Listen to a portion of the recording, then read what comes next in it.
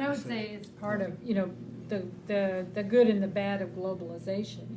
It's a part of it, and if all we do is hang on the internet and participate in or just soak in some kind of American mainstream culture and lose that which is Right.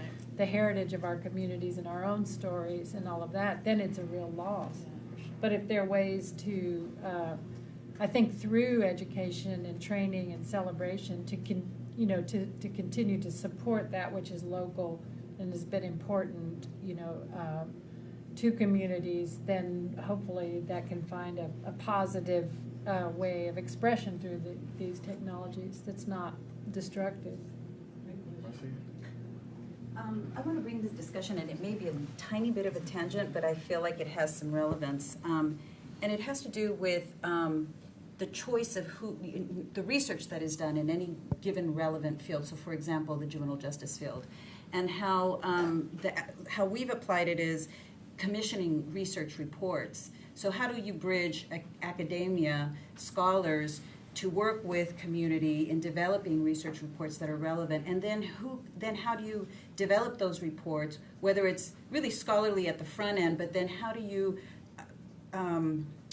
produce it then for various audiences, so that finally, in the case of, so the United Farm Workers has their own radio station, how do you then produce a document that then not only educates but informs and then transforms communities to really advocate and be strong, informed advocates in this process? Because I keep thinking in the practical sense, how do we, so we're kind of talking over here about making sure that these technology and media work for us, but then in terms of these various different issues, how do we then focus them to really inform that whole question about, are we going to be generalists or are we going to be experts in particular fields?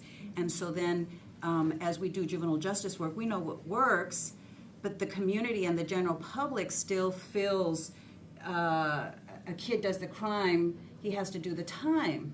And so how do you sway that, if not then by media advocacy and some kind of technology? So that's, I don't know how to form a question from that, but that's sort of what came up. Yeah, there's a lot rolled in there. I know. I think one way is, again, to go back to this notion of changing the frame on a lot of these issues. And I think if you're, in dealing with juvenile justice, if there's a way to have more youth who are in the system talking about how they got there and what their situation is, what their aspirations or whatever, telling their stories and getting that out through these technologies.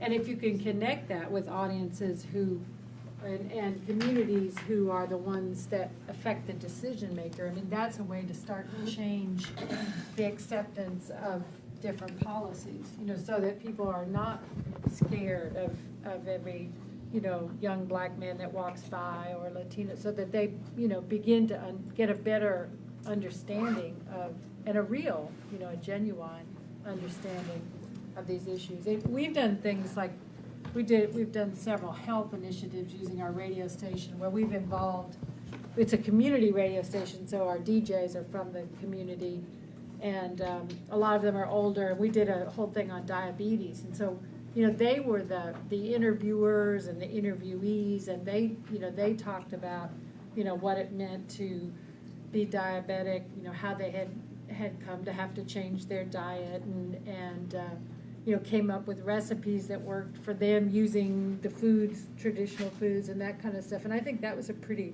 successful way of, reaching the audience for the radio station that needed that change. There's another program that it's not so technological, but it's one that's using some sort of lay advocates in the community who are going to churches and talking to women there about getting tested for cervical cancer. And these are very small, very Baptist, little churches.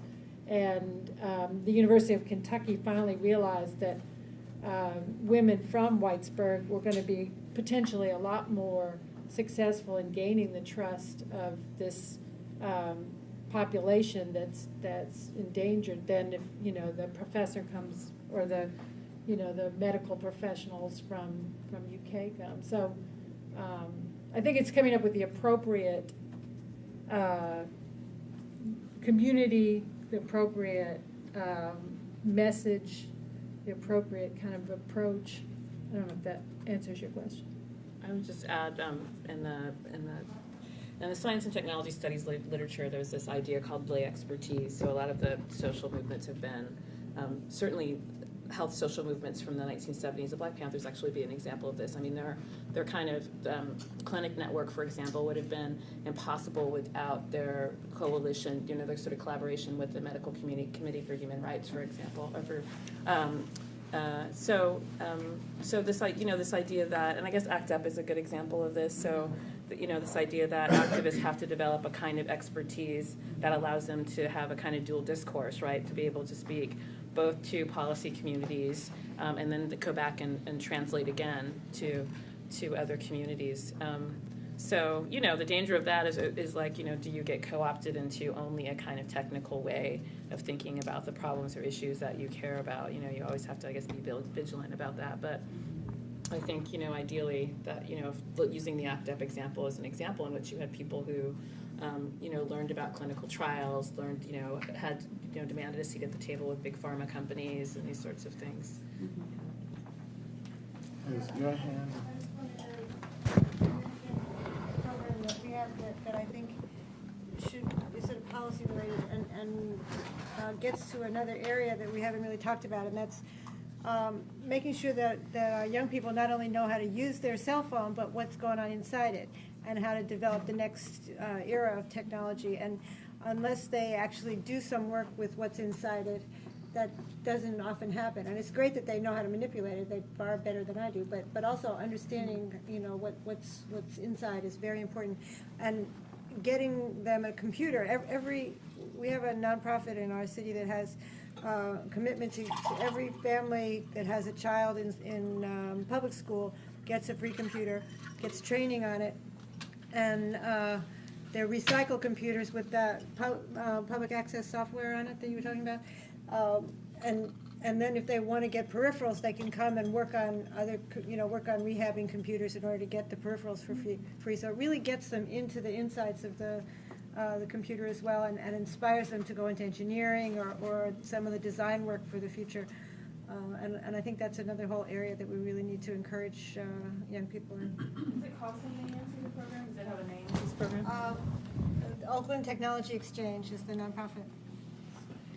I'd like to bring to the fore for a moment the fact that the genetic code and the electromagnetic spectrum are both commons and should be viewed as such. And what we've been seeing is a land grab in both of those zones, and the private profiteering and so on, privatization of that. So with spectrum, I mean, really, we should be leasing that out for commercial interests, and we, the people, should be bringing in multi-billions of dollars each year.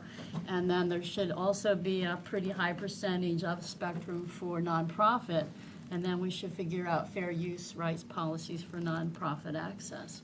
Also, the L5 zones where the satellites orbit, you know, there's these high real estate zones in outer space where you can hang a satellite where it balances between the Earth's and the Moon's gravity. Those are really highly trafficked zones, and that's another area of commons. Think of it as real estate. That there needs to be some kind of global mechanism, again, to collect resource rent for those satellite use space. Otherwise, there's going to be, again, a lack of access to those, or they'll be increasingly militarized by whatever government can grab it.